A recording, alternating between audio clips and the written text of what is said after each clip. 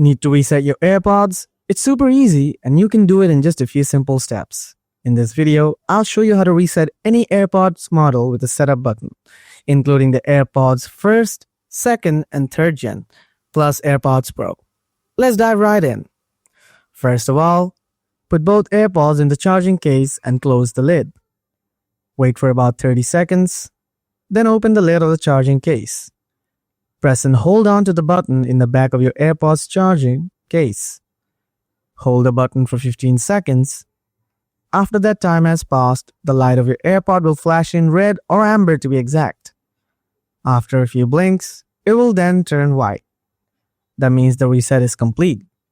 Release the button after the white flash.